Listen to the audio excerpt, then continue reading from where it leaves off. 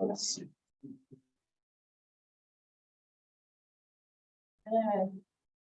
But if not, I do think so.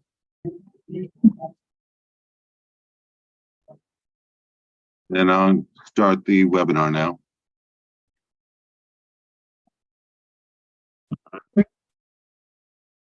So Milan sent the presentation and so did.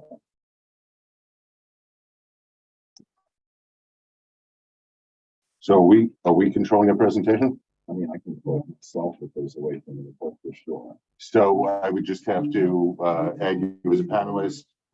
And then, you know what, let me get the other laptop, I'll take care of it.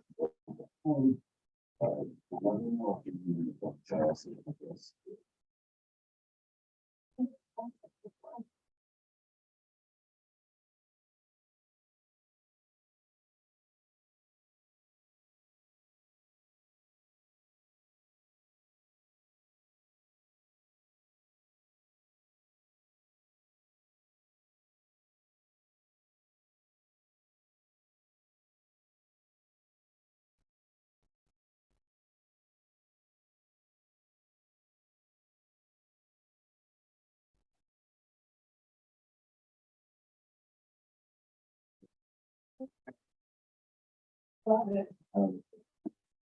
think I can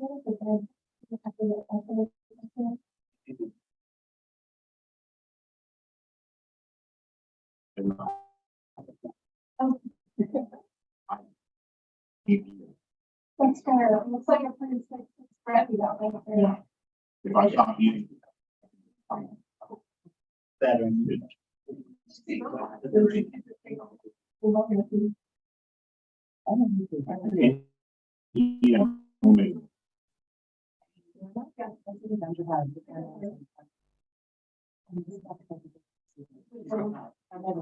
Oh,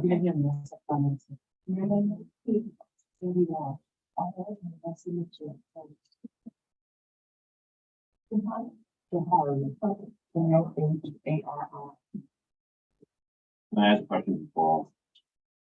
yeah, exactly. What do you find that topic change everyone's account? We have to do our system and maybe stop.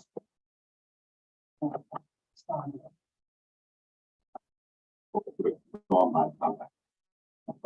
No, all this time, the system was over 15 years old.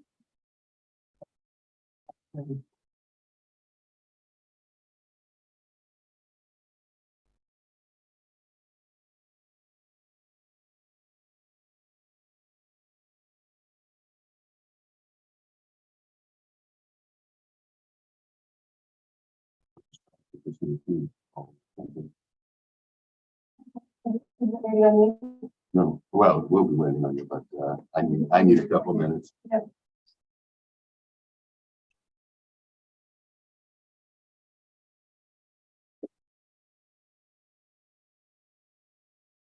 Okay, I have Milan's, and where would the other ones be from? Who would be from?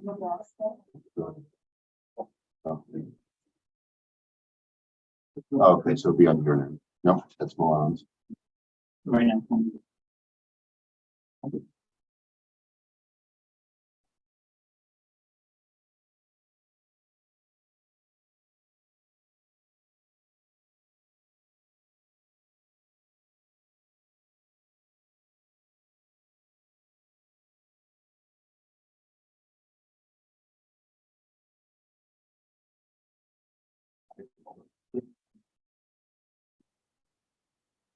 You don't have the one from Nebraska.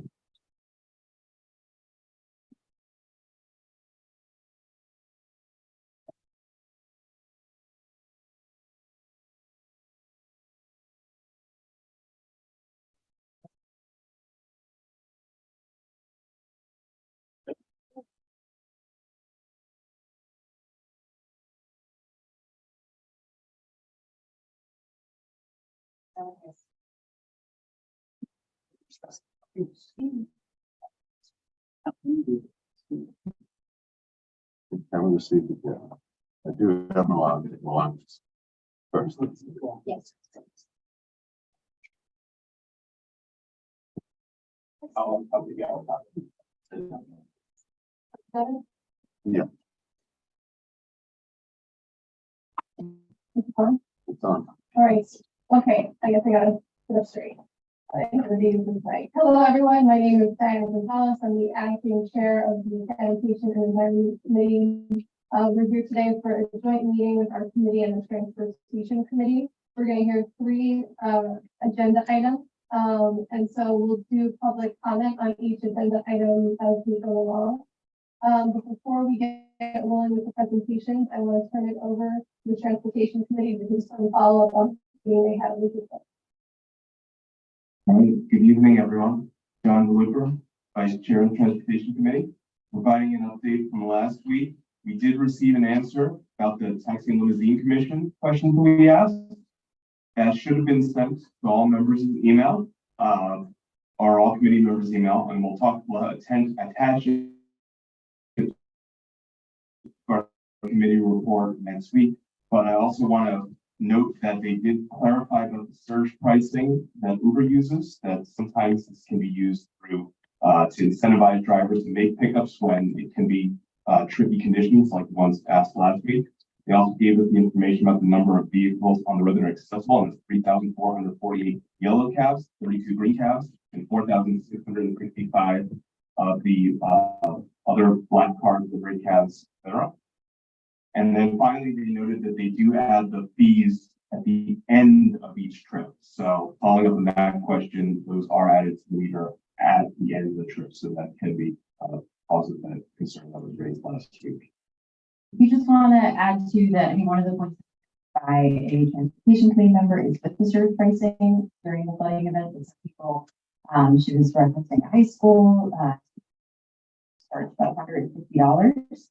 So there is this point around if you think that you've been specifically overcharged for something to call 311, but it's not out of question for Community Board 7 Transportation Committee to go on the record to talk about surge pricing during extreme weather events and extreme nature of that when MTA shuts down and the buses are not accessible. So I do just want to say that's something that's on the table that we can do as a transportation committee and as a board members to go on the record and call out the fact that folks are being preyed upon specifically when the MTA is not available. So there's this split between the surge pricing and the needs for that and understand costs and incentives. So there's also something about capturing people. So I think to kind of put that on the record, but I think that's an opportunity for us to do that, and we can put that kind of discuss amongst ourselves, a letter out like that. And I'm sure that there might be other boards that would feel similar. So Diana, thank you for sharing the meeting. I forgot to introduce myself. Two other follow-ups real quick, because I know we got a full agenda. But first, a reminder that there are the BQE visioning meetings on November 6th at PS 24 and virtually on November 8th for the BQE South section. And we're having our 3rd Avenue meeting as part of the Transportation Committee here on November 2nd. Finally, speaking of BQE, everyone should have received a letter about the weekend closures. That's going to be this weekend. So please check, be aware of the closures from Atlantic Avenue to the work from Atlantic Avenue to Sand Street, which is going to close Queens bound BQE fully and have a partial closure on the Staten Island bound. So full details on that. There's also nyc.gov/BQE alert where you can read the full plan on there for that as well. So. And we do want you to let us know if you're noticing that there is backup into our district and meetings within the Community Board 7 because of the closure. So, if you see something, take a picture, take a note, understand the time of day, and do send that information to the community boards about long-term impacts of BQE rerouting and what that means for our district and our community. Okay, you got everything? All right, I'd like to turn it over to Jeremy for the roll call. So a couple of housekeeping items before roll call. Everybody who speaks tonight should use a microphone. When you use the microphone, please speak right up against the microphone. 6 inches back. If we can't hear you, we certainly can't record you, and I may cut you off if you're not talking directly into the microphone. To do so. Also, thank you, Con Ed, for providing food tonight. Nobody, please don't throw out any food, garbage in this room. You can use the garbage bins outside, but we don't have a custodian, and it will take up the room. So let's start with the roll call for sanitation and environment. We'll start with Diana Gonzalez. Thank you. Amel Afzal. Joan Bali. Christina Das. Mary Jo Eister.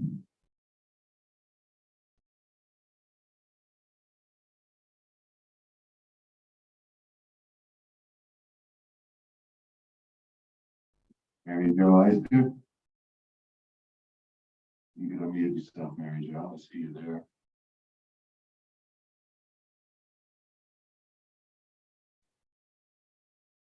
Get back to you. Nicole Wong. John Johnston.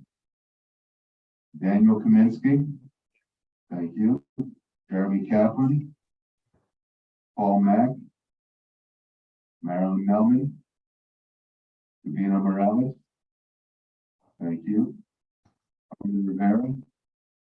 Thank you. Sam Sierra. The committee does not have a quorum. We're going to move on to Transportation Committee.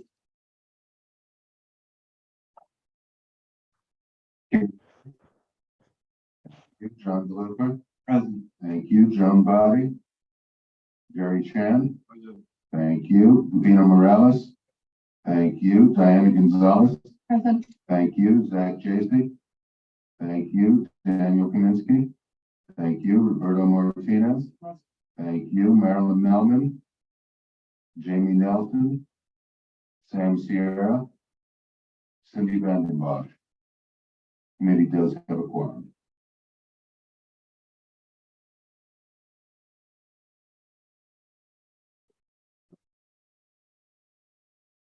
Mary Eister. Yes, here on Zoom. Right, so I'd like to start by inviting up the folks from Con Edison for the Reliable Clean Cities.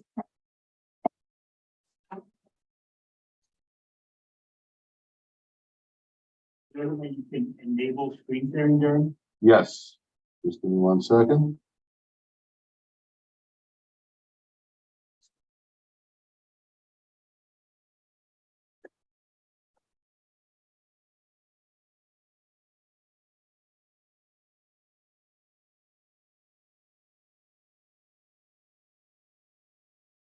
So you're now a co-host. You can share your screen.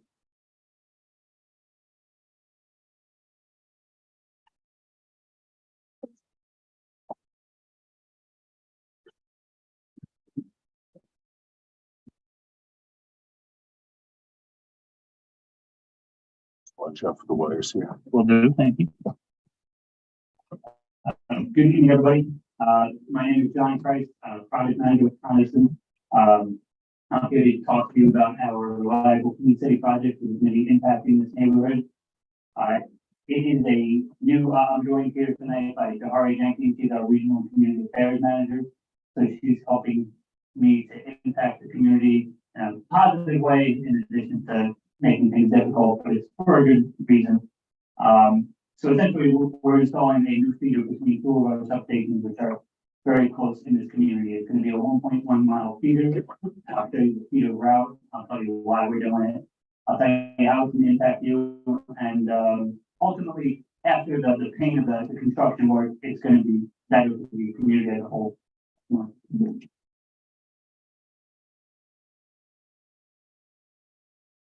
Okay, so the whole purpose of the feeder is the New York State effort in order to get off our reliance on fossil fuels to remove the need for local gas turbines.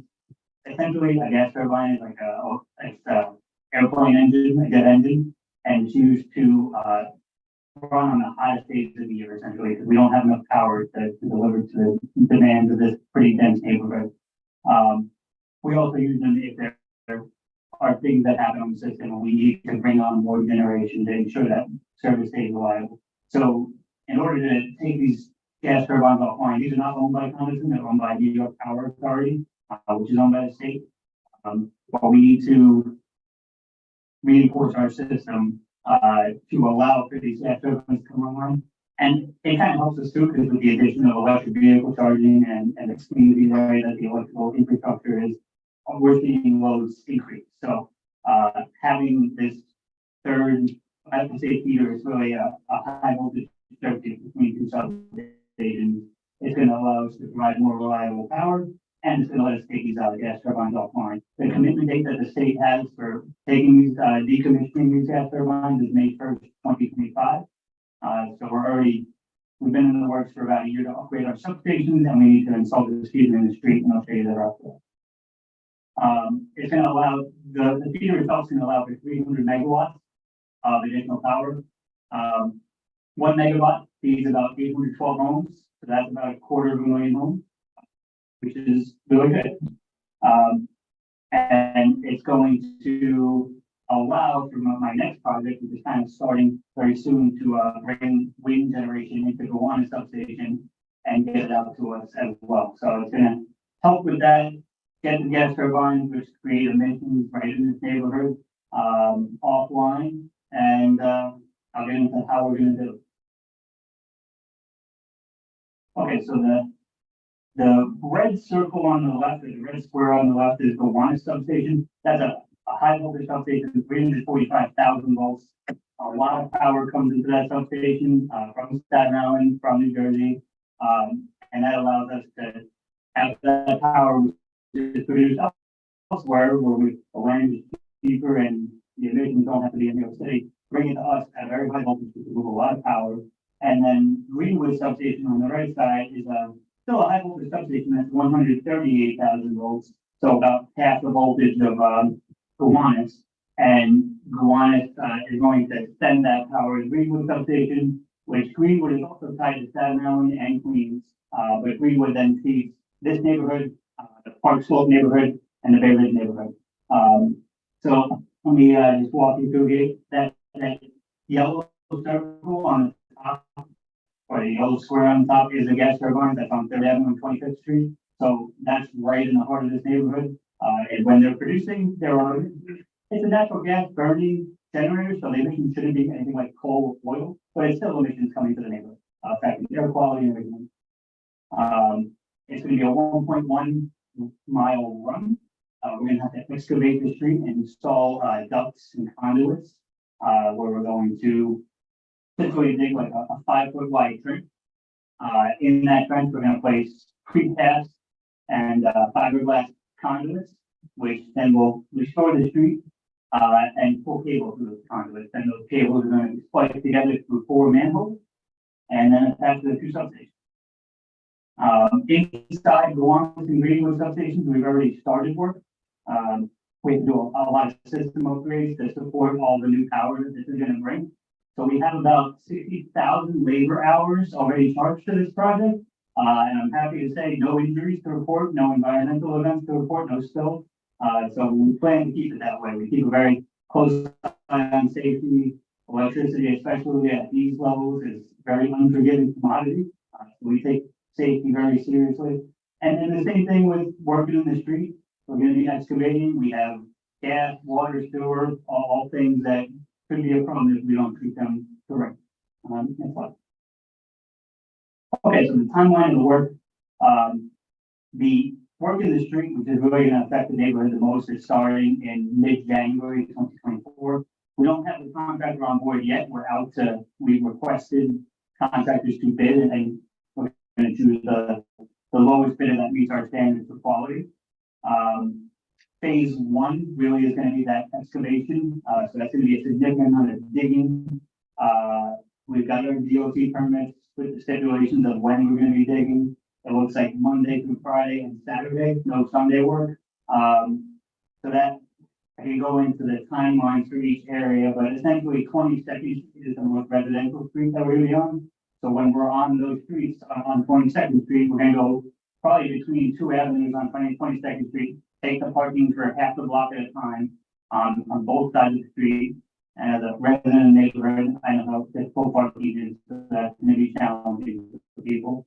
But ideally, we're on the street for pretty much working, as much as we can to get off the street as quickly as possible and get people back to their normal lives. When we do work on the street, we're gonna make sure that the normal amenities are still available. If it's a trash pickup day, recycling pickup day, the contractors will have to bring that to the other side of the excavation so that the trash and recycling can be removed.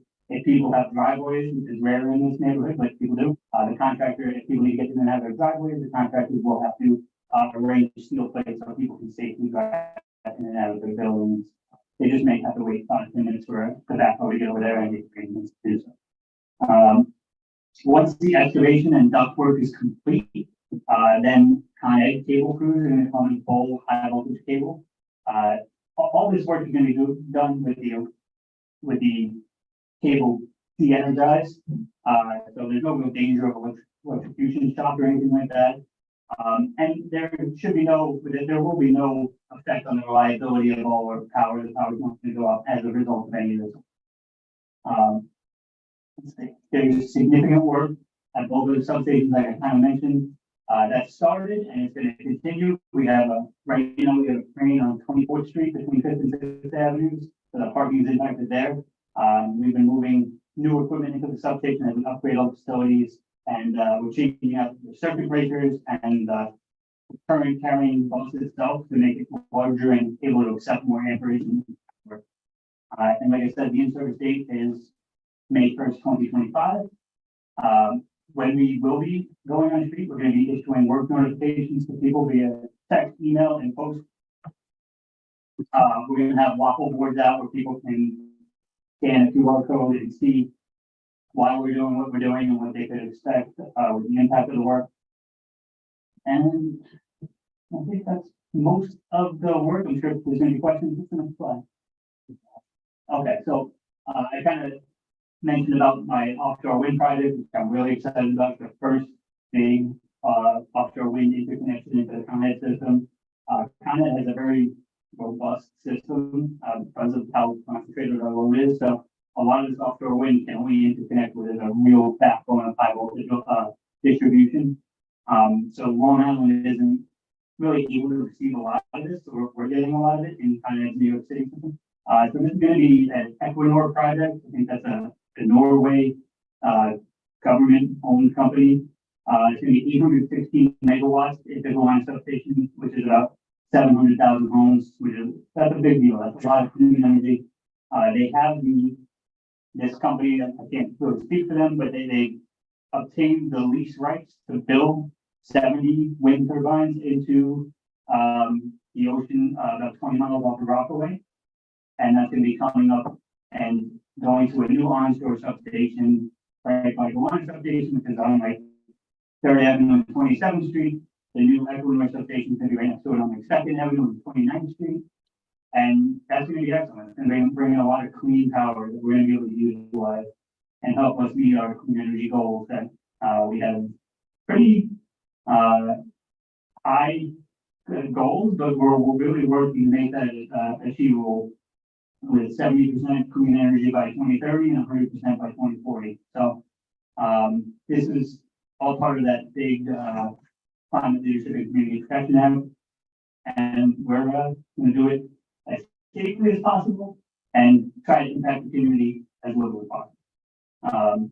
And the next slide, Jari is going to talk about how we work with our community partners. I'll hand it over to you.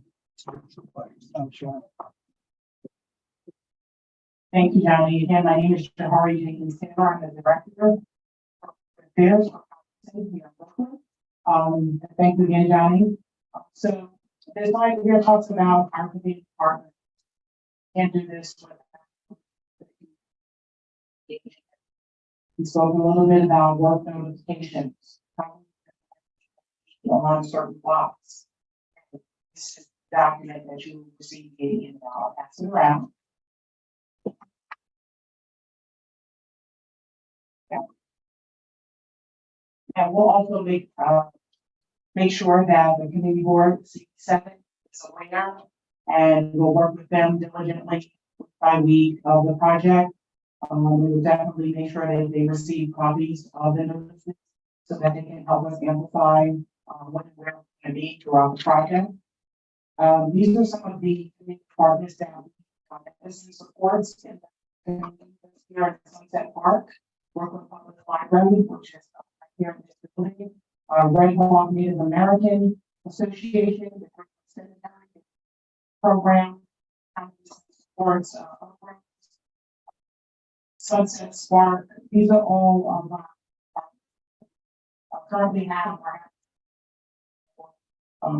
re-engaged with during this project. So we have one sheeter in the back that we'd like you to take. It's English and in Spanish. It's a little bit of the next slide, you'll also see our website. We have a web page titled Go On to Project web page that just kind of tell you a little more about the project if you want to see it on our website. Slide. And that's pretty much it. Spoke about community stakeholder. Johnny is here, and if you would like to ask us any questions, you're welcome. Any questions at this time. Thank you so much. All right, thank you. Yes, I think it's okay. Thank you. Yeah, thank you. Oh, Can I just say one thing? also, we are exercising to supply diversity and diversity, equity and inclusion, which is the commitment of the company. The economic growth of this project. So here tonight is through one of our local vendors of Broncos House. So with that, we just want to say thank you. Well, we're gonna start and then we'll go through committee questions and we'll go through. So can you show us the map, but can you tell us verbally what the route is that this is gonna take? Sure. So it's going to exit the Kiwanis substation, 3rd and 26th Street. 26th Street is like a dead end street, but there's a lot of trucks that are coming in and out. So I'm planning to do that work overnight when those trucking businesses are closed. That's going to go like northeast on 3rd Avenue to 22nd Street, where it's going to make a right turn. And then it's going to go from 22nd Street from 3rd Avenue all the way to 6th Avenue, where it's going to make another right turn to go southwest. And then it's going to go into Greenwood substation at 22nd Street and 6th Avenue and between 23rd and 24th. All right, thank you. And my next question for you is, I'm a little confused about how this relates to taking the gas turbines off. Okay, I love electricity, so I can get into the weeds a little bit of time with the board. So in order to move enough power to the Greenwood and so the Park Slope network, Sunset Park network, and the Bay Ridge network, on the hottest days of the year when everybody's air conditioning is running, the power demand is too great, and we need these gas turbines to help us meet. So this additional feeder would provide a third tie between the two substations where we can move more power from the really big supply for one substation to Greenwood substation where it really steps it down and sends it out to our networks where we live. So that's going to help not need the gas turbine pushing power into Greenwood substation directly. So are we gonna see that these turbines are used less as a result of this? They shouldn't be used at all after May. They should be, they're actually on a barge, I believe, so the barge should sail away, is what Con is doing. And then really it's going to be up to New York State, but at the point we'll say that our system is reinforced. We no longer use the gas turbines and it'll get the New York Power Authority to disconnect that barge. Okay, so you're only referring to gas turbines that are barge and not to any peaker power. Those those have been here for, I think, like 50 years, so. Yeah, those are the key. With the exception of the land-based NIPA facility on 22nd Street, is that going? The exception of the night facility on 22nd Street, which is land-based, is that also going to be decommissioned? I believe so. So that is a land-based facility that allows the barge to interconnect. So that station should be able to go away. And I actually have a project about 5 years down the road to connect batteries into that existing interconnection without substation. So that would help us store the reliable power, that clean power. Is it possible to get a follow-up to ensure that those you are expecting through, like, not sure that is correct, that this plan was taken offline, both those projects, can you follow up with us about that?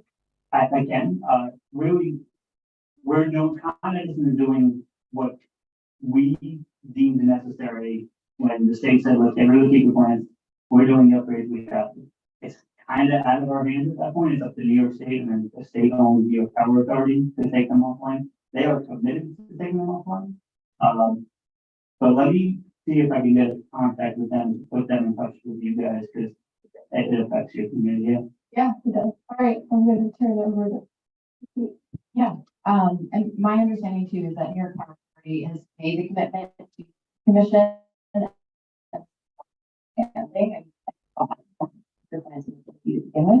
So understanding the implications of this, it's quite significant.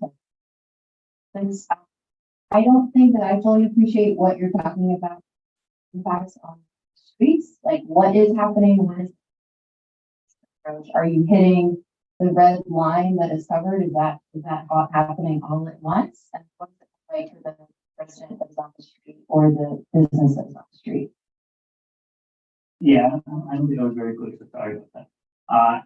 My intention, once we get the contractor on board, which should be this year in 2023, start mobilizing 3 separate contracting groups of that general contractor. One group working Third Avenue, in the south end, down on Third Avenue is where we're working. The city is doing upgrades to the DQ, it seems like, but they're going to be moving out of the way, and we're going to move in and then do our excavation on Third Avenue. Fourth Avenue is right outside, it's gigantic, so I want to have one crew hit Fourth Avenue as well. The city has a bentway shaft job that they're doing, if you've seen them working down the street. So I need to keep the city, so I don't delay the city, and then the city starts charging me for delaying their vent shaft. So I want to get Fourth Avenue out of the way, and then I'm going to have another crew working each street on 22nd Street. So essentially, the impact on Third and Fourth Avenue is going to be traffic, but we're going to do everything we can. We're not shutting any streets completely. There's always going to be at least a lane of traffic as required by our DOT stipulations. 22nd Street is a very residential street for the most part. So people are going to be losing parking. We're going to have parking vendors to reserve calling off the spots on both sides of the street. That's a big deal for the residents of the street. Alternate side parking, I do it with you guys, and it's difficult, especially without losing half a block of street parking. So essentially working one block at a time on 22nd between 4th and 5th, 5th and 6th, and 6th and 7th. No, not 7th. And then going down 6th Avenue as we continue to excavate. So the most effect, well, I guess there's 2 major effects to the people of the community. They're going to lose access to their parking, their street parking in front of their houses. If they have driveways, they're going to have to maybe wait a few minutes for the contractor to make arrangements for them to get in and out of their driveways before excavating right in front of their houses. And additionally, the notes. So we're going to be jackhammering, we're going to be digging, we're going to be moving material in and out of trucks. So that's going to be difficult for people in the community as well. So I think you don't have your contractors yet, but can you please come back to this board when you have a proposal of the phased approach and when you're going to have people out? Because I like you're kind of foreshadowing, but we actually need to see it presented. And I also expect that we need outreach done, knowing that you're doing community outreach done actual blocks. So, please do hand out information to the neighbors and residents. It will be the work notification that goes through the email, but we can print them out and make sure we don't go door to door. But we'll make sure that the crew has it on site, but we won't go physically to each person's door. And we have a commitment that you'll come back to the community board. We can do that. Once I get a contractor on board and they give me their schedule, of their staff, then I can come back and tell you guys exactly when we're planning to be on work. Okay, and then last time I'll make it just say, kind of frequently when there's work being done, the impact on pedestrians, cyclists is an afterthought, if anything. And this is a habitual problem that we've seen in this community specifically. How are you to pedestrians, seniors, our little ones, you know, and bike folks that are on bikes? And I did some of the, I walk in school every day and I thought I actually bike here and stuff. If we take a bike lane, we have to make arrangements to make it safe for the bikes to go around and make an alternate. Are there bike lanes where you're proposing to do more? For that. And Fifth Avenue.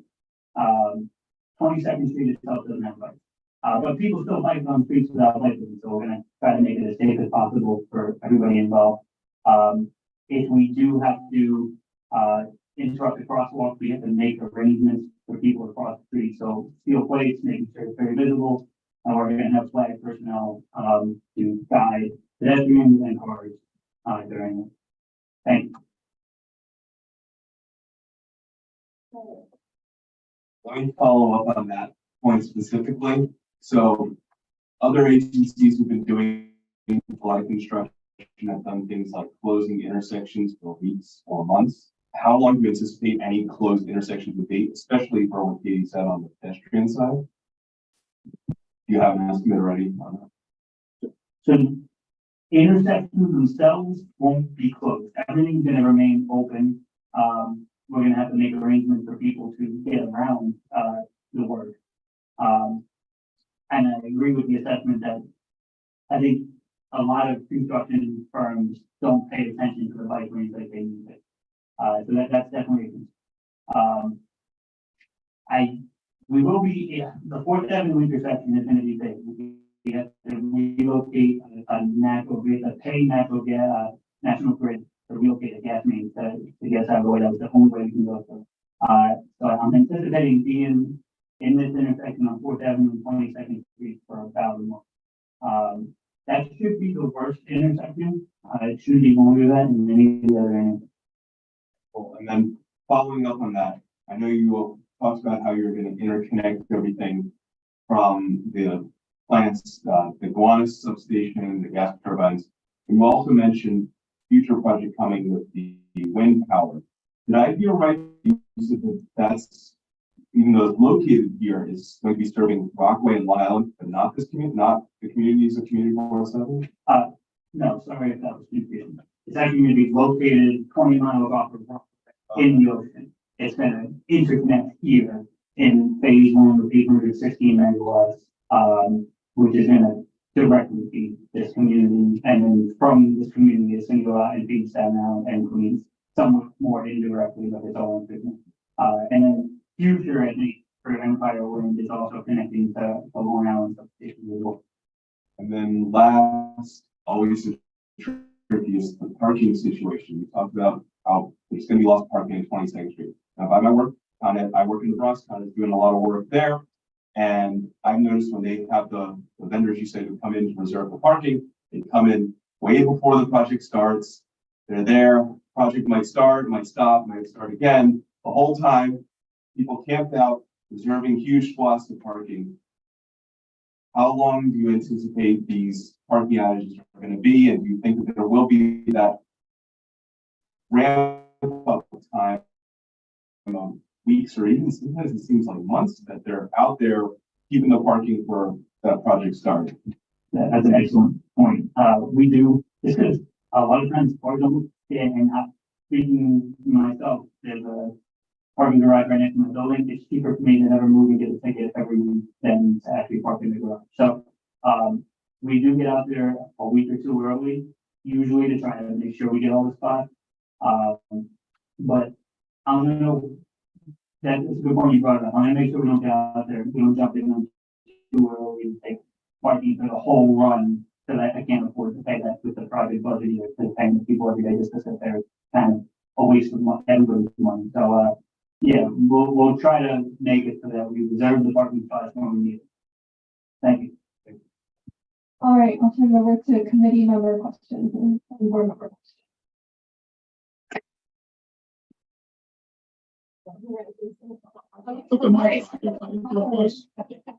Yes, so one of this on is it possible by the artist write it in the contract that the contractor cannot take up all the space in the neighborhood and then leave it somewhere else and they could fit private. Are you talking about staging material? No, EOBs, because there's a lot of construction in my area, the contractor coming in, to put the cone out, right, for the lines to come out. And take up all this parking spots. And can you write it in as a requirement that, hey, you guys have to park at the power station, something like that, and call for them to. Well, let me inquire about that. That's a good thought. Yeah, because we talk about that a very small street, president is very important, often very important, right? So if you take away stuff from that. Yeah, especially if they see cars parked there with a vest in the window and things like that, which is what you see. Yes. So my second question is to her about outreach. You mentioned that comments in fact go to outreach. I noticed, right, even with my parents and material to don't read it, but they also okay. Doing outreach is very important, right? Especially you don't know why people outreach. There could be someone that speak different language that other than English. So I should feel that you guys do it. Thank you. Thank you. We'll take that into consideration. Representing the transportation committee, so we'll continue to follow up on more parking. Just currently, Greenwood substation, the work that's going on, there's 2 blocks that are taken up, and it's just as Gary was saying, all personal vehicles.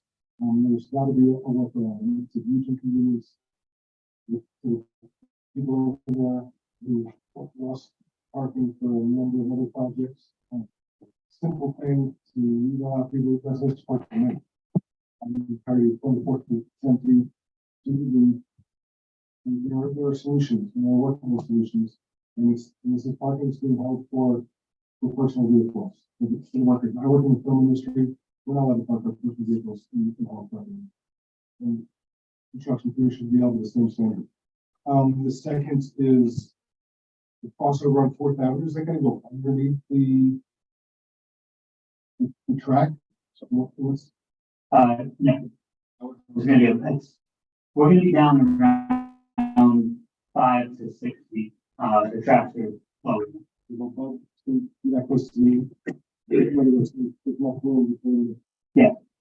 And we did test fits for the sample with that without. Bring it up front.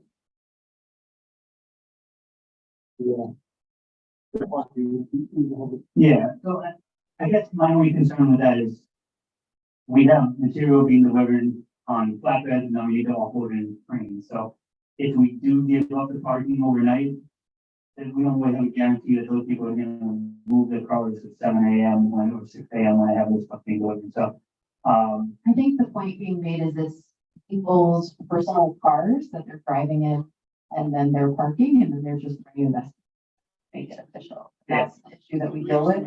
And it's kind of, it's the MTAs that come in, we don't know, but I think this is because anytime there's construction, all of a sudden a vest or some sort of, badge goes in the window, which is totally irrelevant, doesn't mean anything, but people just think that they have the right to do that. So culturally, within your work, if you're overseeing this specifically, just, appreciate it.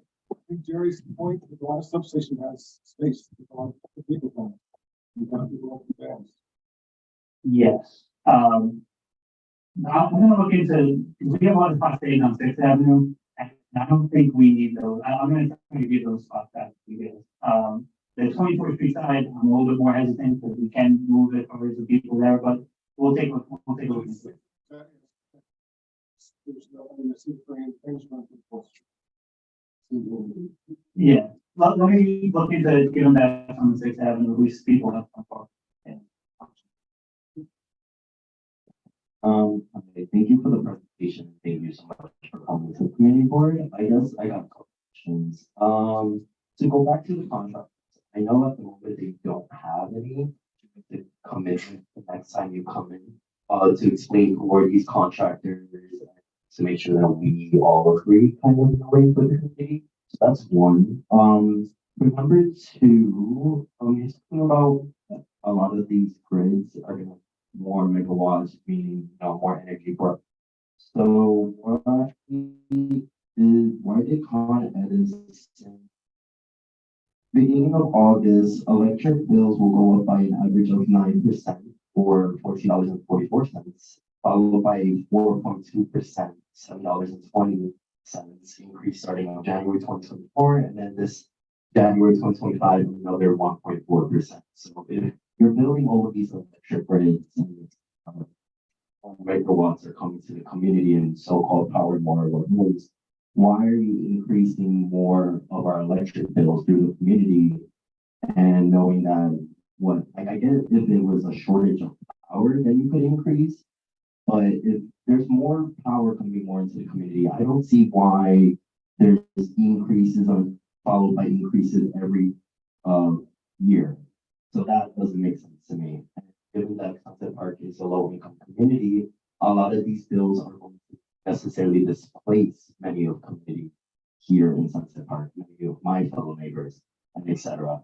And then and also to go for the follow-up for the community engagement, I do highly emphasize to really knock on these doors because emails, I'm sorry, but not everybody in this community has a cell phone or has a Gmail or Yahoo. So we need to get in there because just not even with this agency, just agencies in general.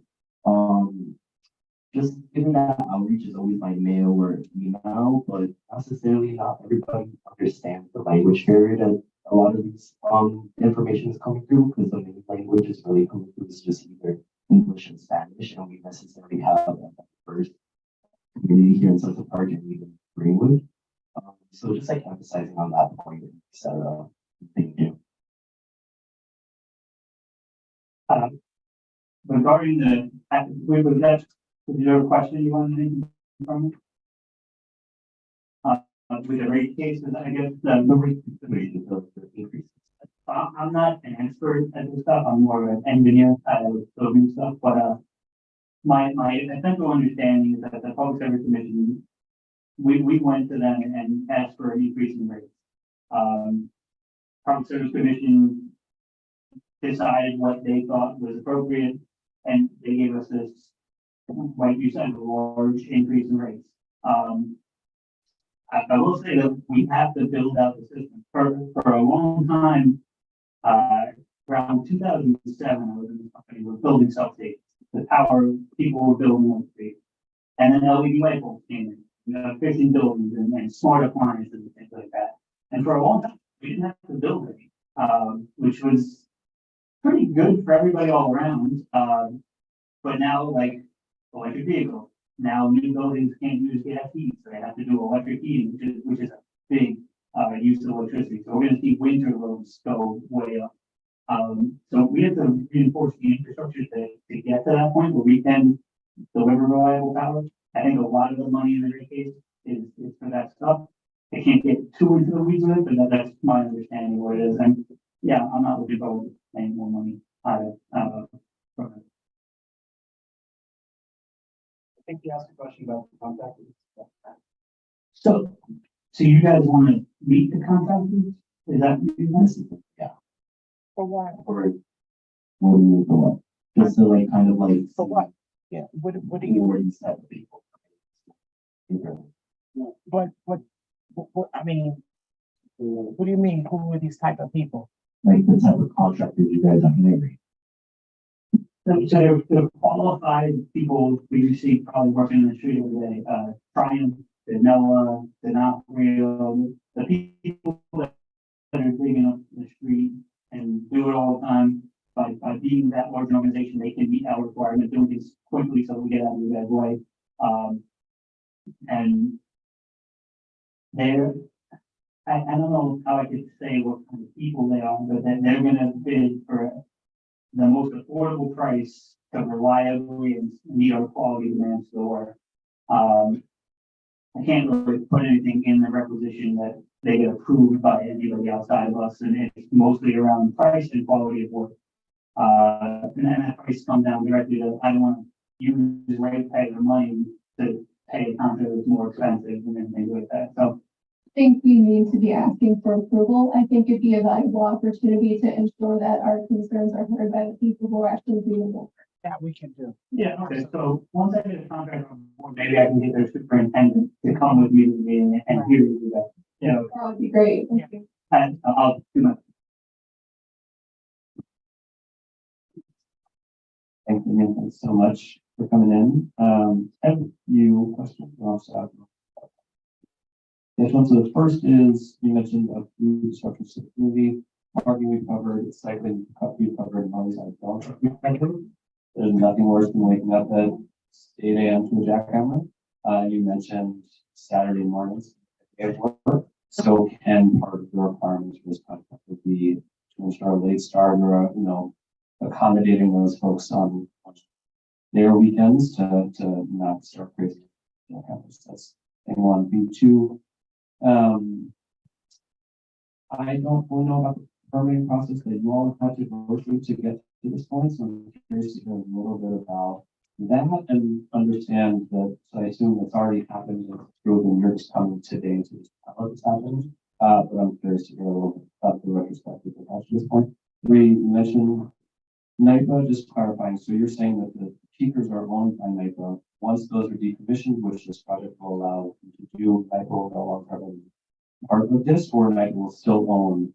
I guess what is NIPA's role moving forward after this project goes online? Then I guess the fourth, and who was asking, I'm curious to hear about the cost of the project. That's knowing that the ratepayers had an increase just recently. Do you foresee this project being part of a future rating? Yeah. I know that's a lot of That was all good question. I think I got them. So, wait, can I go backwards? No, you can go. Yeah. All right. So the cost of the project is 125 million. There's a big price there. Significant station upgrades involved in that. That is all kind of already funded from previous bills that we charged people. Out of that 125 million, I've spent about 40 of it so far. So as we get into the street work and some of the more large scale work, we're going to be spending more. So I guess for 2024 and 2025, that will be part of that rate increase. And this is not the only project going on. This is a lot smaller than some of the other projects going on. Well, it's a big project, but it's smaller than some of the other projects going on, so that's definitely a piece. Then no, that's a good point. We went through with the DOT, we walked the job with the city DOT, and they gave us their stipulation for when we did the door. Regarding Saturdays, I don't think we should put a jackhammer on the 9 a.m. That's, I think, would be a more reasonable time than when people up at 7 a.m. on Saturday. Unless you have kids which are awake at 5 a.m. But we will try to do that the weekdays. The permits that we start at 7, there's probably gonna be some setup time where they get everybody to the location, they get all the cones out, they all put on their gear. So probably 8 a.m. is when the noise is gonna start. But if we see an opportunity to delay that, we can. I don't want to end up costing more money by the contractor handing me delay sending. I could have worked, but I'm charging you for delay hours, which is then gonna be the people, the community paying for that. Noise, money, so I can't really speak for NIPA. They're committed, we're committed to removing the need for these paper plants. Once we do the project and they remove their piece of point, and we say we're done, it's kind of on the state, New York Power Authority. The state very committed to the clean energy goals, they're going to put the CLCP together, so I would imagine they're gonna ship those gas turbines off, sell them to somebody where they can be in a less dense neighborhood and they could run there and provide power, but, I'm not sure exactly. Yeah. This comment on the two, energy stations that, who owns, I guess, the Greenwood and, Con. And then the permitting, so we got actually, I'm glad you asked that, we have our New York City DOT. With stipulations Monday to Friday and Saturday, and then April, around Third Avenue. I had an arborist walk the whole job with me, and they identified 88 trees, which is pretty much every tree, adjacent to the project, which we're gonna be building, protection around, so we don't damage any of the trees in the neighborhood. Kind of unusual in my opinion, we have to kill trees to get the lumber to protect the trees, but, we're gonna be protecting the local trees so that people don't, have any damage to their nice city blocks. And we have a permit, we're filing for the New York City Department of Parks, right, for that, for protecting the trees in there. That's why I have that in the works. And then the final permit I really need is the New York State DOT to give me a permit to work underneath the Gowanus Expressway, because the BQE is a state-owned, road. So we have some stamped drawings, but we're not gonna affect the expressway and won't damage anything. Especially after thinking Philadelphia, they had I-95 or something, well, not I-95, but one of the biggest festivals. So, that's the last thing we're working on. It looks like it's going through, but I need to make sure that we're doing everything the state requires of us to make sure we don't impact the B2.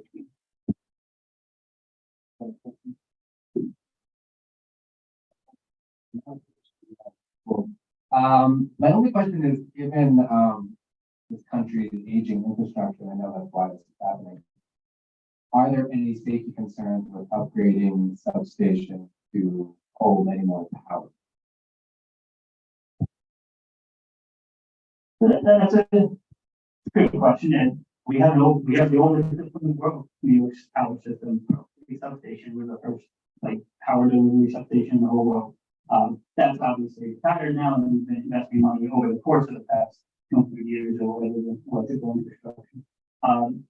Greenwood substation is older than Gowanus. Greenwood was built in 1960, but it's had investments since then, and now we're doing a lot of investments to really bring in the finest circuit breakers, which are being built in Switzerland, relay protection, which is actually built in America, we're doing that.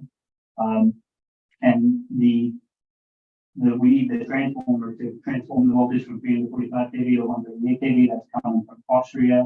And that's like the best plant in the world to do that in Siemens. So we're getting the best equipment we can get to make sure that once we do upgrade it, we don't have to come back in 5 years and upgrade it. And to the end. Thank you.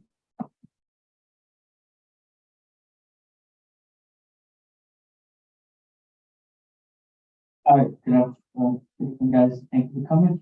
I just wanted to say, piggybacking on what my colleague said about, safety issues, because we are in a road where there might be, some attacks maybe on the United States, or, New York City is a high value target. And now that we're maybe in a war posture today, and because of also climate change, we might have, crazy winter storms and stuff like that. Just want to know what contingency plans does Con Ed have to secure all electric vehicles to make sure the system is secure and infrastructure. Is there any backup plan for any technical situation?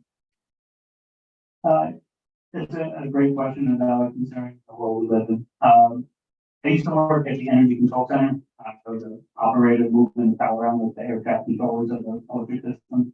And we have NERC, it's the North American Electric Reliability Council. So they really determine how they're protecting from external threats and internal threats. So two main fronts for that is physical security, making sure that someone can't just wander into a substation and start opening breakers and turn power off everybody. An additional concern with that is we've seen attacks. I mean, in North Carolina last year, people just shot machine guns at transformers and power out for a bunch of people. So there are a lot of concerns. And there are ways to take power like out, like it's out there. If people had the desire, I don't know, that kind of dark, but, we're doing everything that NERC requires of us to ensure that the physical security of our equipment, getting access to the substation is not easy to do, that you would go through a gate and the gates are always watched. If you ever see someone pulling out, their car stays there, so the other car can drive in and try to do a circuit breaker or whatever. And then the other big front is cybersecurity. So hacking the systems, and then I think about 10 years ago, maybe a little bit less, Ukraine was hacked before all this everything going on today, and they hacked they sent ransomware attacks. They locked the operators out so they couldn't move their mouses, and people just sort of opening circuit breakers and turning power off. So some of the new infrastructure I'm installing is a new relay protection system. And it has this thing called data diode, which is a fancy way to say information can flow out so we can see what's happening, but there's no way for people to go in and alter status of things.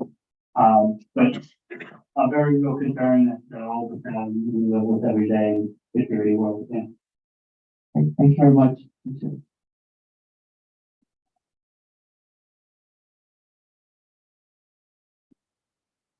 Thank you for coming to the community board and for this presentation tonight. On the topic of public safety, I want to ask about Con Ed or Con Ed's contractors plan for any soil that might be contaminated, that might be dug up, how Con Ed is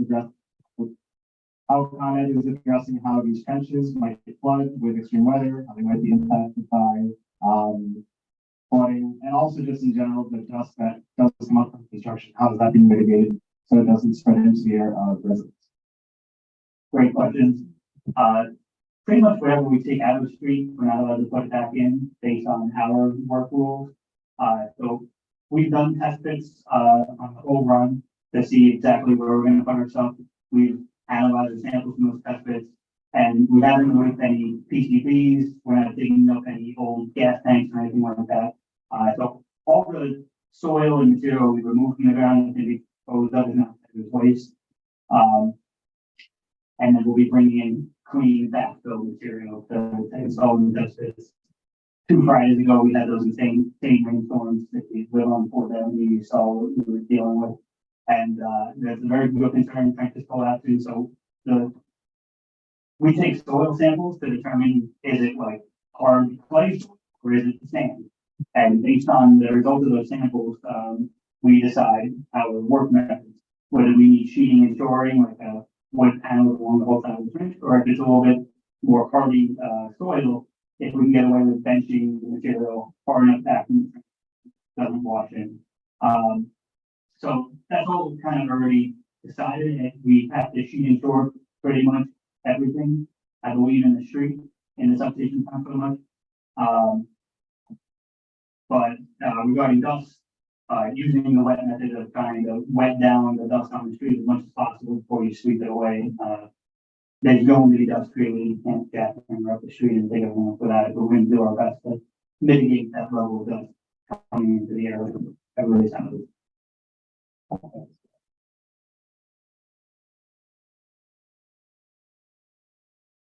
All right, I'll now open it up for, well, first Jeremy will do public comment. So, piggybacking off, question, not just terrorists that we need to worry about this neighborhood, actually, the power transformers. We also need to worry about parrots. As somebody who's the transformer exploded in front of their home 4 years ago, 1 in the morning. I know parrots cause a lot of damage to your system.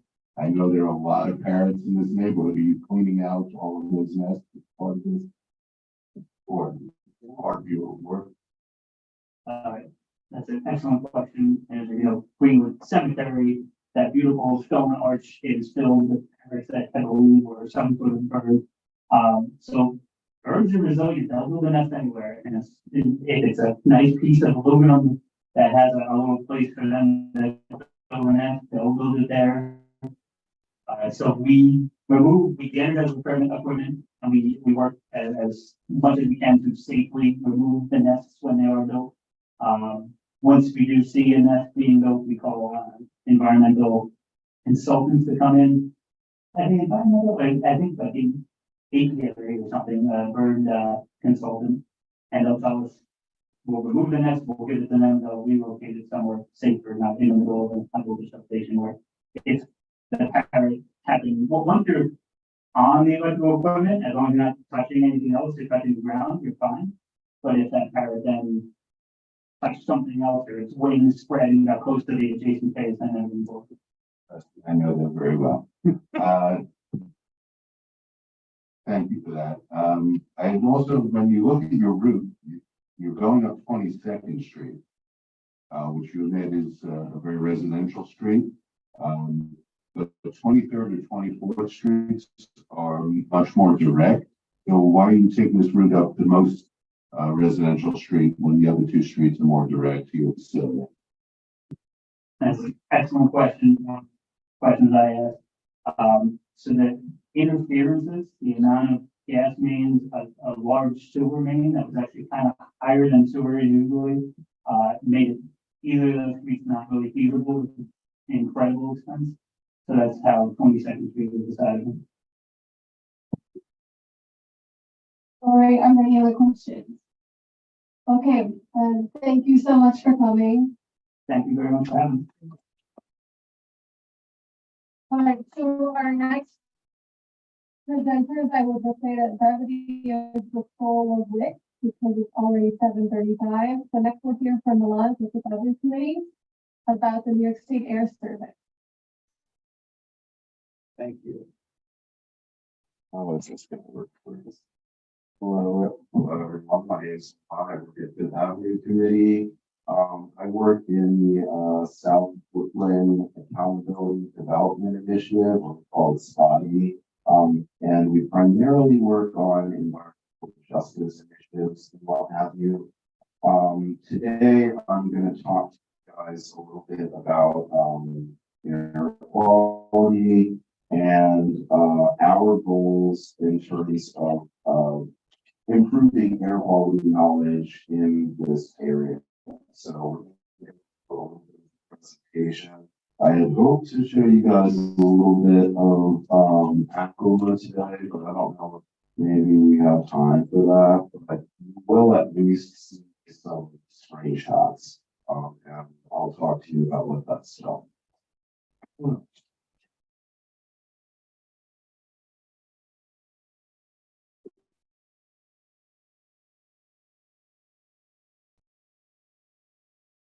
Ben, press please.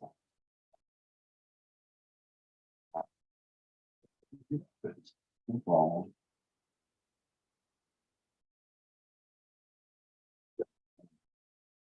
So we're going to go over today. I'm just going to go over a little bit of background, which includes basically what I'd like to call a community profile, and that means we're just going to talk a little bit about more or less the history of air quality, or just some significant takeaways about air quality in the state.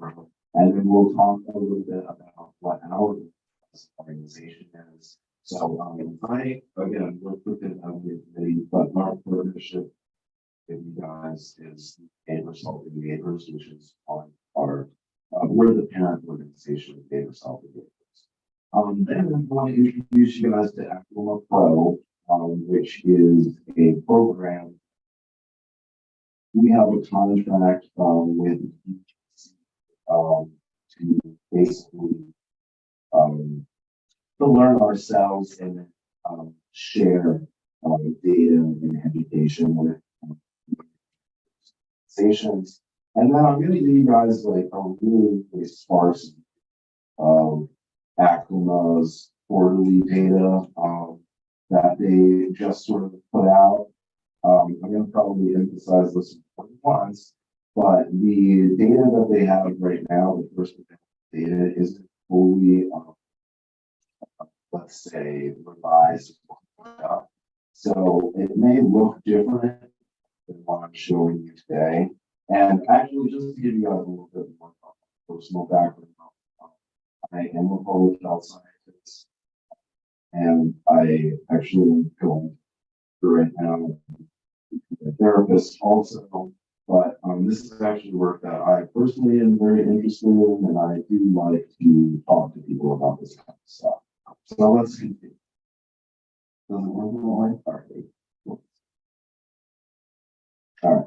So just to let you guys know, that prior to our application, and there was some data that we cited that came directly from your city Department of Health, Environmental and Health data portal. There might be a little typo there, but that is roughly what the source was.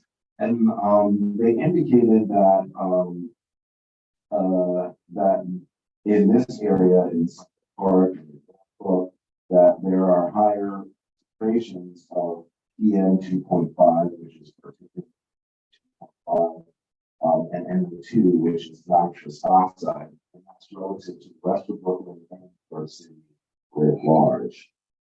And so I just want to talk a little bit more about the sort of the profile of this community, and say that North Carolina's are in 80th% of PM 2.5, and Sunset Park is 90th%. And so it's really, really important to remember talking about who's impacted by these kinds of things. Like, yeah, all these people, everyone in the room there, of course, but it's also important to remember that Sunset Park is a very, very diverse area. It's multi-ethnic, it's multi-racial.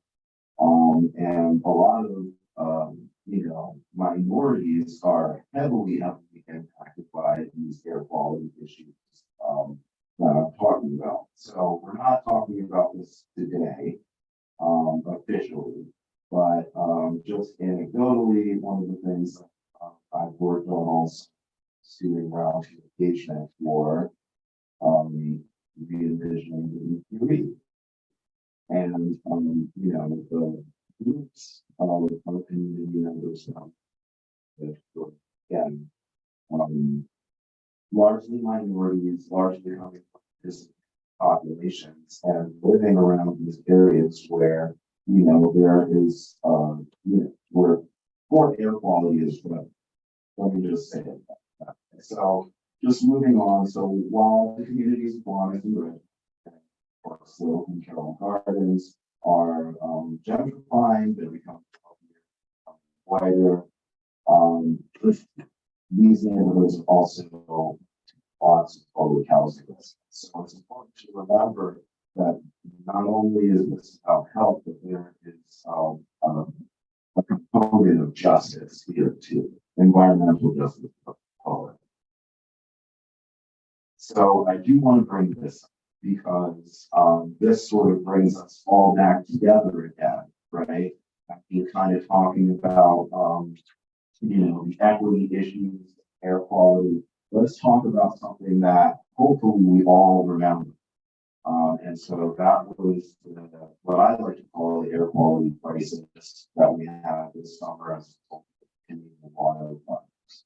So again, like I said earlier, I'm a public health scientist, and so I work on the corner of Fort and McGraw and live in that style of the G train.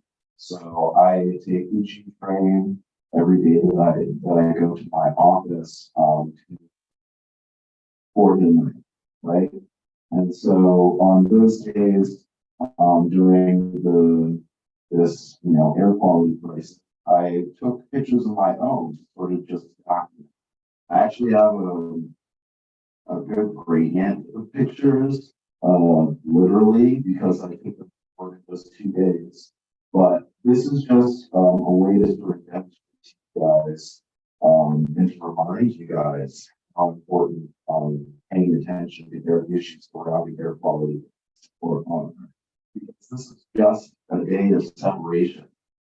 June 7th, it literally looks like a sepia. Those old time pictures, everybody dresses up like they're from the Wild West and what have you. And so let's go a little bit deeper into these pictures. For some information to help inform this picture. So I'm sure that a lot of you guys have become more familiar with the air quality index or the AQI. And so I'm not here to really like fully teach you guys about what that is. Right? But I feel like to a large degree, it's pretty intuitive based off of how we've been raised to recognize colors all our lives. Like green means go, good, right? And then red, obviously not so good. And get down to maroon, it's like, wow, it's wrong here. It's hazardous for everyone. And so we see that these scales matter. You know, from 151 to 200 is considered healthy, and that's red. But from 301 to 500, that's hazardous. That means nobody should be outside, nobody should be in that air. Oh my gosh, what are we gonna do? Do we have to move into towers like the Jetsons? So with that knowledge, let's just go back to these pictures for a moment. So the one on the left, I believe that's the left. Well, let's say the one from June 7th, the air quality that day was hovering around 460. So that is stacked down in the hazards. And on the 8th, even when comparatively it seems like we could see blue skies, clouds, and things like that, it is still in the deeply unhealthy stay inside red zone. So I just wanted to bring that up really quick. And let's just move on to talk about what our goals are so our goals are, given the profile of this community, is to develop some multimodal educational tools that you guys will be able to draw on and to refer to. And we want to be able to have those staff members as well, so that people are able to educate themselves about air quality and become experts and advocates to themselves. And to that end, our second goal, it's skipping slides. So our second goal is the formation of engaged, knowledgeable group of listeners equipped to help address and define local sources of air pollution. So that has a lot to do with why here today. We really want to be able to empower our partners in Community Board 7 to be able to, again, become advocates, and be able to engage on these issues, knowledge.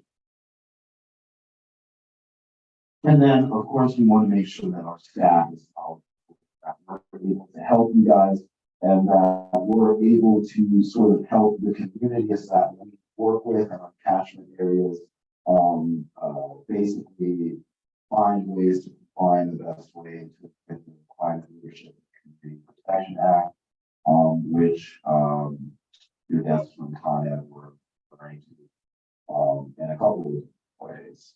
And so we want to do that by making sure that people understand what the impacts are of the exposures to air pollutants and what the public health implications are for them as well.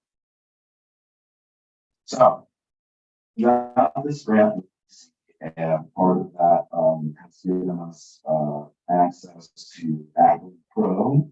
And so basically, Affluent Pro is a program / initiative. It's been used in other areas, most notably somewhere in California. I can't remember exactly which locality they told us it was.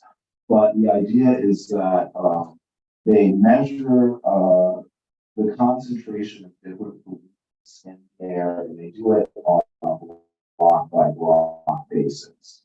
The intention for this project was, I believe, to make about 20 passes on each block that they identified in their measurement area. So I think we'll probably get to this, sort of give you guys information here at the outset. I think that they were about 85% successful in making those passes, so that's pretty good, just from like a science point. They did pretty good at meeting their goals. And so how they actually measured the concentration of difference in the air, block to block, was by driving a car, but it had these different boxes that were capable of measuring different kinds of pollutants. And so the reason why we have ACLA really is to help provide some visibility to what air quality is looking like on a local basis. All right, so the goal of ACLA Pro is to help us achieve the standards and the New York Climate Leadership and Community Protection Act. And that includes air monitoring in disadvantaged communities over 1 year. So that year-long measurement period has concluded. It was actually from September 1st, 2022 up until August 31st, 2023. So we're not far outside of that right now. And so just to let you guys know, the pollutants that ACLA was able to measure in this pathways was 2.5, our favorite / least favorite. O3, which is I forgot what that is.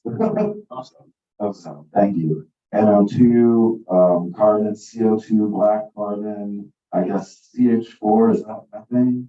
Yes. Yes. And then C2H6, I don't know what that is, toxic. So we can always find out what these are specifically with our own research, but of course we're focusing today on particular number 2.5 and side because those are most relevant to this.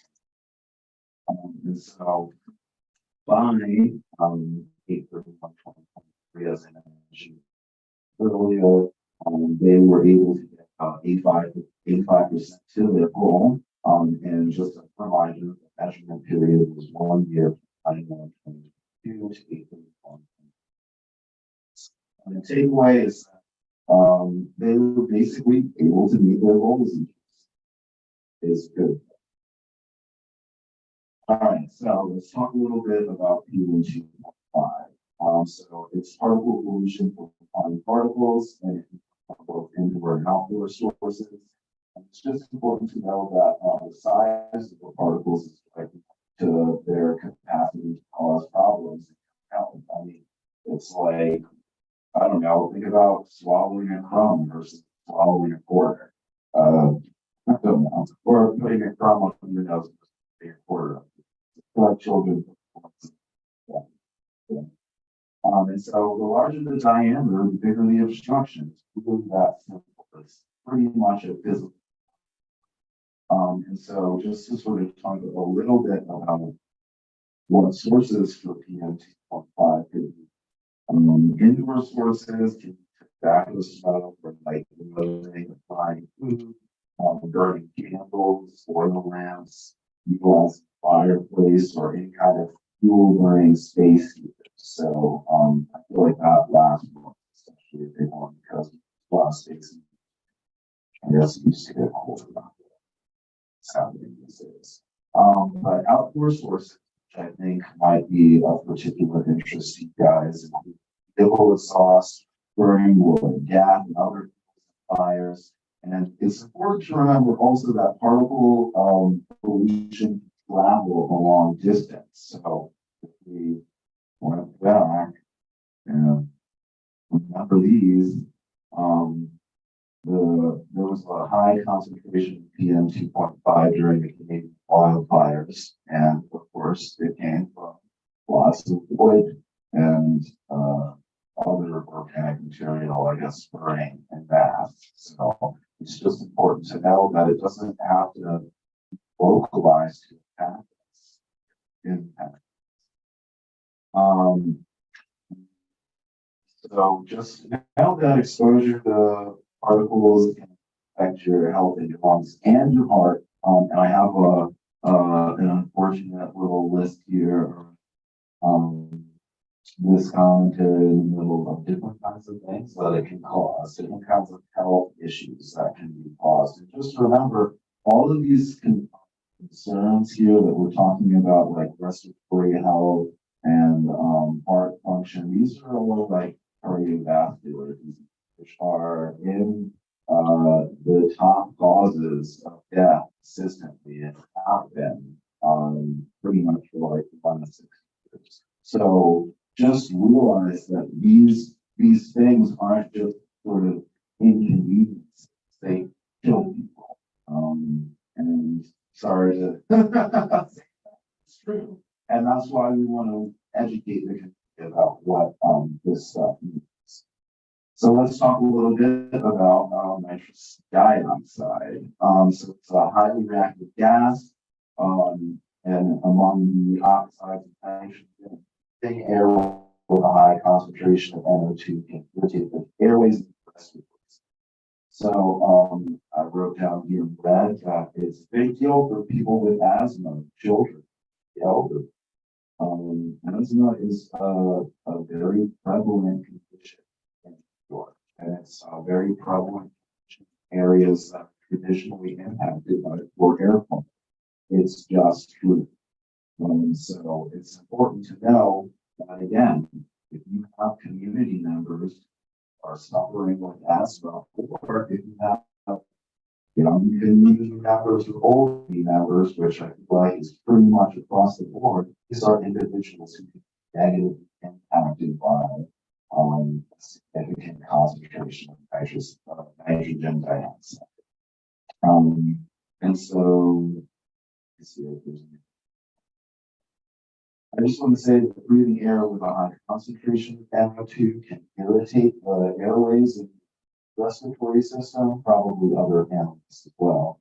But exposures for a short period of time can aggravate your respiratory system. And again, particularly asthma, and it can potentially lead to expanding visits to hospitals and emergencies. And I think that that's worth sort of highlighting too, because it's just another way that we see how poor air quality creates stress on systems and institutions that we need to operate. So stress on emergency rooms, still when we have COVID kind of ebbing and flowing is an issue. So I just want to put that thought into your heads. So other pollutants measured, I have this list here. So if you're ever interested in any measurements, so you can use pollutants for the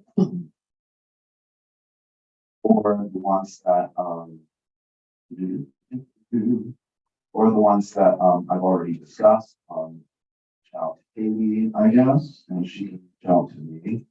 And so I just want to also encourage you guys to, strengthen your advocate skills yourself. I have more than happy to share this PowerPoint, but I've got some reputable sources from the United States government. And unfortunately, I don't think this is going to work. But I said, even as ChatGPT, and I have a little video right here asking ChatGPT about air quality concerns, specifically in this neighborhood. And I wish that I could show you because it gave me so much good stuff. And again, so if I will share this PowerPoint with Katie, and anybody who wants to take a look at it can, just go on ahead and copy and paste the link, and I'll show you how easy it is. So I just want to finish up by showing you guys a little bit of what Acronym looks like. So I mentioned briefly that there were quarterly measurements taken, or there was a collation of data that was done quarterly, I should say. And so once again, the period began on September 1st, ended on February 1st. And so these are very difficult to see, but what we are able to see here is different color gradients on block to block that essentially show you what the concentration of this particular pollutant is. So actually toggle between pollutants. And once again, I start with NO2 in this case because it is relevant to this community. So this is, the measurements from round one, this is round two, this is round three, and this is round four. And so I did that to just show you guys there is, you can, do some comparative analysis. You can also be very targeted about where you look, as long as what you want to see is included in the measurement area. I feel like that's pretty obvious. So I did the same thing here for PM 2.5, just so you guys could get an understanding of what this looks like. And so that's it for the presentation. And I guess to sort of reiterate these points here and sort of what's important about it is that it is among our goals and neighbors to be able to help to expand the knowledge of this community board, these neighborhoods, because they can definitely help you to be able to advocate for yourselves in different issues. I mean, even I was thinking about how this is relevant to some stuff that you guys were discussing on Ed representatives. And so just this is sort of the beginning of us reaching out and establishing this relationship where we help to be a guide and facilitator surrounding again, just expanding your air quality knowledge. It's really not much more to it. So if anyone has any questions, I will do the best to answer. Great, wonderful, yes. Thank you for all this great work. My question is, what is the timeline for analyzing the data and doing all the cleanup and then publishing? They do have a date for that. I think it's actually at the beginning. So that's when like the data I think should be readily available. I know it's a little early since that work is still going on, but are there any findings of note that you've seen? So I will say only because there's just been a certain amount of time I've been able to spend exploring Aquima. Some of it has to do with some technical issues like I'm gonna stop it up like this get long. However, we have been sort of told more for time than to hold off on drawing too many conclusions because of the state of the data. But what I do think is valuable about it is that it is very good at indicating where issue areas are. So, like I said, I spent pretty much all this summer doing work on focus work on envisioning. It's no secret that piece of infrastructure is a source of lots of air pollution. And so when you look at Aquima, you get to see the confirmation. You get to see just how concentrated pollutants are in that area. And so that's what I'm really seeing the value of, because it then helps you to say, hey, what's going on here and what kind of interventions can we take to sort of mitigate what's happening once we figure out what the issue is. Obviously, so there's no other things to do. I'd be curious if the Con Ed sites that we just heard today, both Gowanus and Greenwood, I know that there's a source of methane emissions. So is that something that you study, or is it still have reps here from Con Ed? If you can speak to the local methane emissions associated with your two sites. Is that something that you can provide to the community? Okay, because I think the value of this presentation is understanding the air quality impacts of physical health of the community. So in particular, noting that there's construction and dust and local impacts. It's also just as it stands, the methane emissions at current sites. So we'll do that as a follow-up. You guys. Absolutely. And so what I would say to that point is, you know, we can provide data, we can provide this look at places that we're interested in and or may have concerns about. So, again, that is what our one of, you know, probably a few different uses, this program and our partnership can be provided. Targeted questions will definitely be met with answers for sure, to the best of our.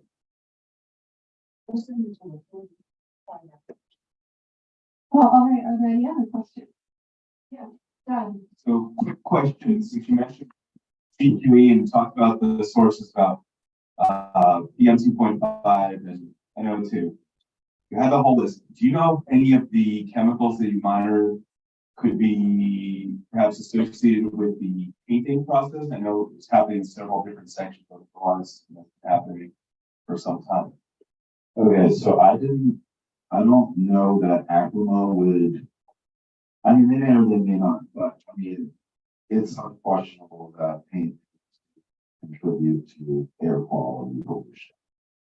But I'm not so sure would be the short answer. But I'd be happy if you ask me maybe via email to try to follow up with us. All right, anyone else? Yes, you may. Oh, use the microphone though. The folks online will be able to hear.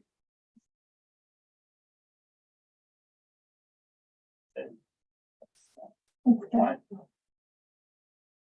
Well, on what streets and avenues did the study took place in? You said Sunset, but Sunset is already. Yes, ma'am. Okay, so what the participant said was what streets were included in the study during the measurement process. My understanding that. Okay, I got it. Yes. So there are very specific streets, but it's a very large map, and it would be kind of difficult to tell you that. But that being said, I can just reemphasize that, like, if people have specific questions about specific locations, excuse me, I'm happy to look into that, sort of provide like a quarterly look at that sorts, if that has anything to do with fire asset. But even if it doesn't, I, again, interested or available to do. Mainly on by the ones expressway or So, on the avenue. yeah, so again, the question was it mainly on the expressway or was it also on other avenues? So it wasn't just on the expressway, but it definitely, pretty much all the ones pretty much the whole time. But we go off out to water, and then up in some cases there, it doesn't, they kind of stay away from some more central areas of Brooklyn, which is interesting. And I can't exactly remember what the choice was for that, but I think that they really wanted to, that there was a lot of time spent in areas where there were traditionally poor air quality issues. So. What else? Yeah, you know. I thank you for your presentation. I appreciate it. No problem. So my question is, just if you would happen to know any type of air mitigation, maybe some filters when projects happen, or contractors come in and they have some type of air pollution going on. Is there any case you know where they like provide air filters to just trap all that pollution? We have no idea. No, but I think that that is a good question that actually could sort of help inform what we do next. You know what I mean? So like,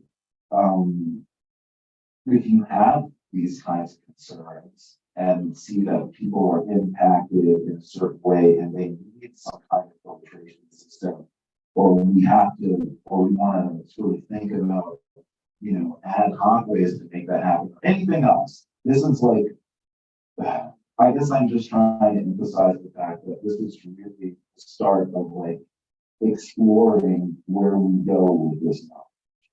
And so I would keep that in mind because it could be a place that, you know, we investigate together. Yeah, definitely, with your information, we will definitely try to advocate for something that attach that to projects, you know. Thank you for your information. No problem.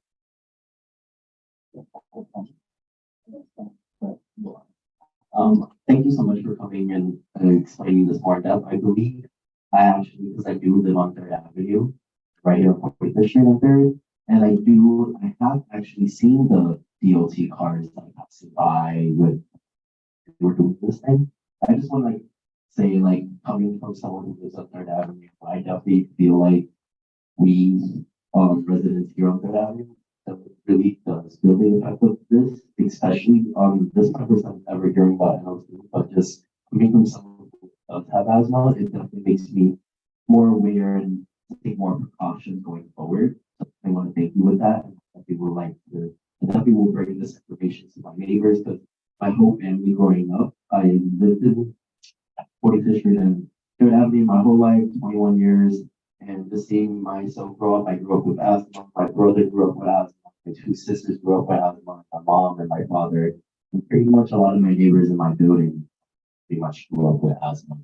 Because we live right in front of the so I guess like this could be something where like residents here they could like really look forward to like elected officials really push them to really look more in depth with the and probably even promote bills in the state legislature and even the city council to really push forward for more a cleaner Third Avenue, because the way I see Third Avenue, it's not as the same as Fourth Avenue or Fifth Avenue. Third Avenue does lack a lot of the sanitation. It, it, it should have, like, I have never seen a trash can on Third Avenue. And it's very disgusting because I just see a lot of trash. There's always trash on the block, even trash on the new trees that they were planting on. And I even take note that Department of Sanitation, that they don't even, like, yeah, they have like their cleaning trucks, but they don't really clean right underneath the BQE. And it's so disgusting because there's a lot of cars parking, etc. And it's so much stuff, especially when it rains. And then I have to walk through the BQE. The amount of dust that comes from just on the bottom, and people are constantly walking, and we're bringing this to our like houses in our apartments. I feel like that doesn't even make it any better because we're like bringing in the CO2, NO2 inside of it. Yeah, no problem. I'd just like to respond to that, just really quick, because, again, as I was just saying, this to me is a really significant jumping off point for having CB7 understand where they want to go now.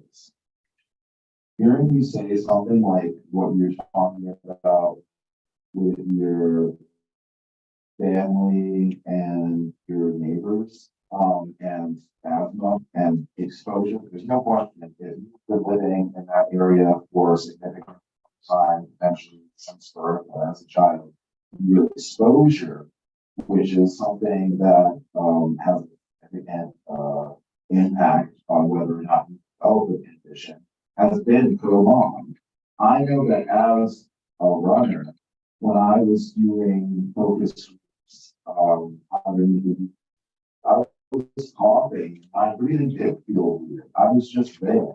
The track, the sanitation and stuff like that. Those are issues, and I honestly would encourage you to participate in some of the round three focus stuff that's going to be happening surrounding, because we talked a lot about this, how there's so many other things there and how sanitation is egregious, but also all of these people who, live adjacent, are dealing uh, uh, with similar health issues. And I feel like when I hear something like that, it's something, it makes me think that it's something to organize.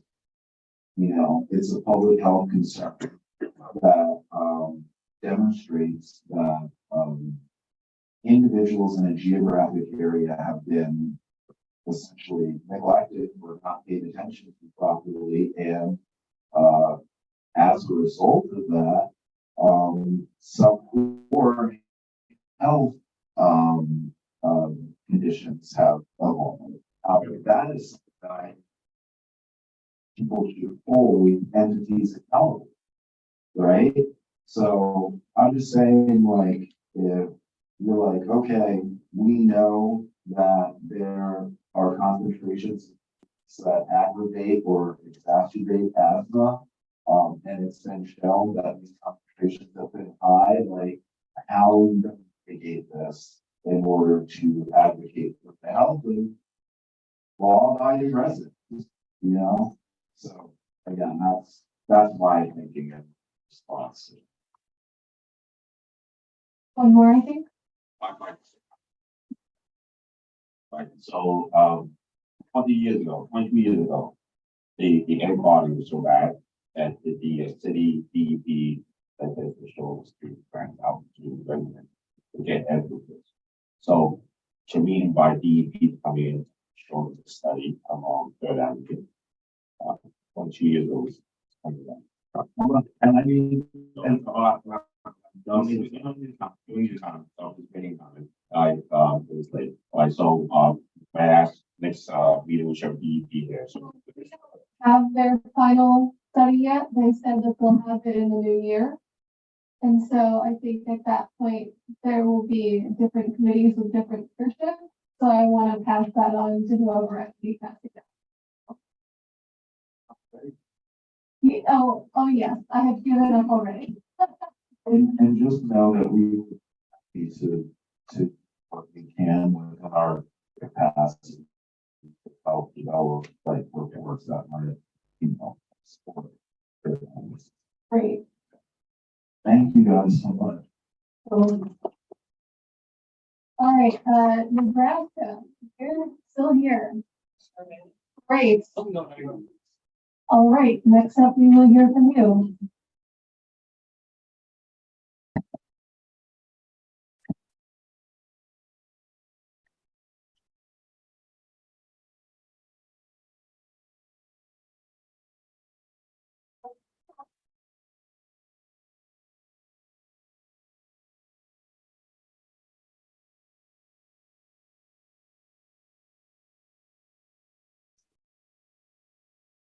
So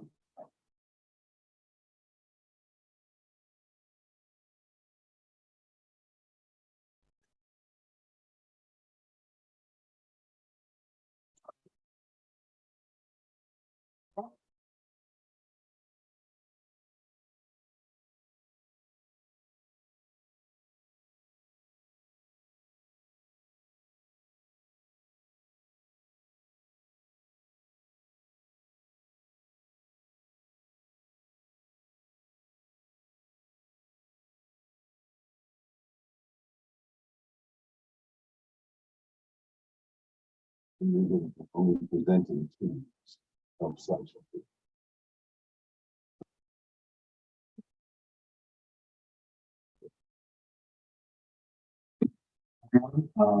My name is Ron Cavanda. I'm Rosen, which is about how to get there. First and foremost, I would like to thank the community board for and this meeting. So I will be presenting on local air quality research that UPROS in collaboration with other environmental systems across the city have done under NEJA. Just for some context, UPROS has been doing air quality research since the 1990s. So we are continuing on that legacy. This legacy that we are building by continuing to do air quality research. Today I will be presenting on the community air mapping project for justice, called Camp EJ. I do want to bring up One thing that I did learn, that I think the community board should be aware of when it comes to that, is that Atlas stops that when the AQI is about 400. And so when I found out from that, is that a wildfire smoke will be removed from the final summary. And while that is common practice in that elections to remove outliers, as we continue in a climate change disrupted world, we need to be including those outliers because those outliers are our new home. So today, EJ research, as I mentioned, so the community air mapping project environmental justice is grassroots air quality monitoring campaign that provides quality data for policy and health outcomes in frontline communities. Since 2018, Camp EJ has empowered community-based organizations in New York City to measure, map, and understand their exposure to harmful matter PM2.5 air pollution. Utilizing low-cost air quality monitors, communities collect and visualize hyperlocal air quality data in real time and leverage this data to improve air quality, public health, and community development. As we all know, low-income communities and communities of color in New York City are disproportionately impacted by poor air quality due to historic discrimination and access to housing, racist land use planning that faces polluting infrastructures and facilities in Black and brown neighborhoods, while simultaneously undergoing spaces and inadequate access to health care, among others. In New York City, from the Camp EJ research, as of 2021, the PM2.5 attributable mortality rate is 28% higher in higher poverty neighborhoods compared with low poverty neighborhoods. And that, sorry, can you back over? And this information is coming from the most recent Camp EJ report, which is screenshot at the bottom right.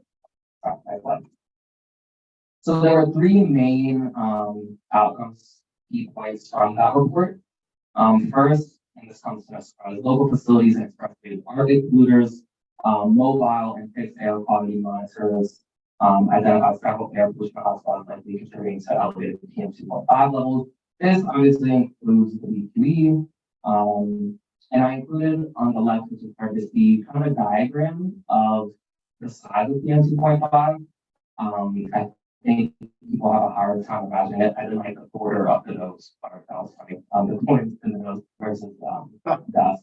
But to give another way of looking at it, piece of human hair is between 60 to 80 microns, and PM2.5 is 2.5 microns. So a diameter of human hair is about 30 to 40 times as large as a particular hair. So this is very small pollution. Next slide. The second key point is traffic congestion quality air every day spike today. So that collection indicated that air pollution varies throughout the day, spiking in the morning and evening in correspondence with higher traffic volumes. Camp EJ data highlights how vehicular traffic congestion for the planned and cited transportation infrastructure is a significant contributor to air pollution. And then the third point, hyperlocal measures show PM2.5 concentrations up to 20 times higher than state-level measures. So hyperlocal testing shows street level air quality in an immediate area, getting information about what individuals are breathing in real time on the street.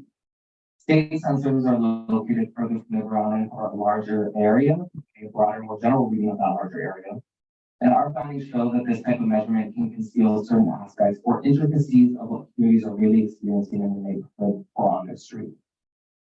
Mobile monitoring revealed that local 1-minute PM2.5 measurements could be 20 times higher than the levels reported by the closest government-run monitor. Stationary monitoring revealed that the measurements of air quality instruments located just blocks from one another could vary by a factor of 3. This is, without a doubt, consequential to public health because the huge short-term exposures to high concentrated PM2.5 are associated with negative cardiorespiratory health outcomes like heart attack, asthma, COPD, lung cancer, just to name a few. And so I also want to bring this up because it's deeply related to what we're talking about from my presentation, your presentation and Con Ed's, is that the state comptroller released a report in September regarding monitoring air quality and registrations. So in the state of New York, more than half of the state's 8,941 facilities may not have been operating in compliance with air pollution control requirements because the State Department of Environmental Conservation does not address permits or registrations issued prior to 2019. Additionally, 182 active facilities have state extensions that were able to 2022. 37 of these facilities have been extended between 4 to 9 years. These terms are not being revisited, so if these, and there's an example within the comptroller report that a company switched what it was doing and its greenhouse gas emissions tripled, quadrupled. They did not revisit the permit because the permit had already been extended. So yeah, that's fine. So essentially, there's a lot of room for a lot of people, a lot of entities, a lot of organizations in Sunset Park, throughout the city, throughout the state, to continue air quality research. Air quality research is obviously needed. As mentioned in previous presentations, the Canadian wildfires is just tip of the iceberg. So yeah, to kind of in conclusion, NEJO plans to release updated local air quality research at the end of the year, building on previous Camp EJ research, and then Uprose will continue on our legacy of conducting local research and organizing for a more just and healthy air quality. Thank you.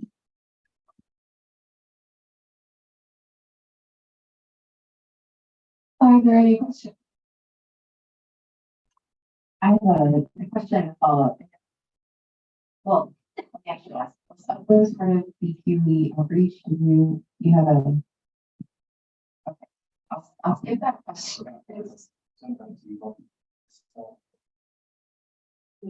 If Uprose also did community engagement for the BQE outreach, I want to talk a little bit about at a high level some of the kind of things that you heard, but if that was the question specifically is around any common themes that you might have heard in the BQE outreach from neighbors, and the same way that we heard from some of the outreach that neighbors, helping neighbors with that. Air quality, asthma, pollution. Yes, it did relate to air quality among various other issues. Okay, so maybe that's helpful to underscore the fact that we have these BQE workshops that are coming up. So I think this is the illustration is we all experience this day to day, but I think we have to have data to show us what our experience is. Just want to emphasize BQE South workshop, which is in person, is on 6th, and it's named where it is. It's at PS4 on November 6th. 6:30 and 8:30. So again, November 6th, PS24 and 6:30. This is the BQE South revisioning in person, virtual meeting on the 8th. And just to point around, if there are going to be investments, what is actually done to mitigate these issues that people understand experience on day to day, air quality, asthma, and pollution. And I think these are the hard questions and the tough questions that we should be asking the city and the state DOT. And it's not hypotheticals, and it's not just this is my experience. We have data that backs this up. Please, get your neighbors to be engaged, get them to show up, because this does have an effect. And if there's any other organizing efforts I think we also heard Milan and also mentioned data can be used in service of certain goals and strategies that you have. So I'll leave it. Jerry has a question. And if not, Yeah, real quick. The one on the background of the presentation. For me, I know you mentioned about my personal background or the presentation presentation. Oh, the presentation background. Right. And I know you talked about impacting the Black and brown community for other Asian communities. That is something. So you have to say, because I don't see it. All I hear is like this is focusing on the Black and brown community, the Asian community impacting us too, right? Remember, we have a lot of casinos, but they hang out in the Asian community. They idle for a couple hours a day. Right? That's much better. And there was a question asked of the previous presentation. I want to ask you as well. Could you indicate what was the geographic area that this covers? So this covers Brooklyn and then also can't do this. but not all of Brooklyn, right? No, just the neighborhood. Okay, so this would be three quarters. Yeah. Okay. I think that's everything. Thank you. Thank you everyone for sticking with us until the end. Your presence has been noted.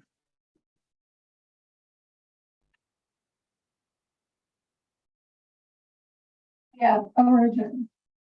All right. Do I need to motion? to Marjorie, adjourn? before you go, I think I have some info for you. Technically, in the Right. Yeah.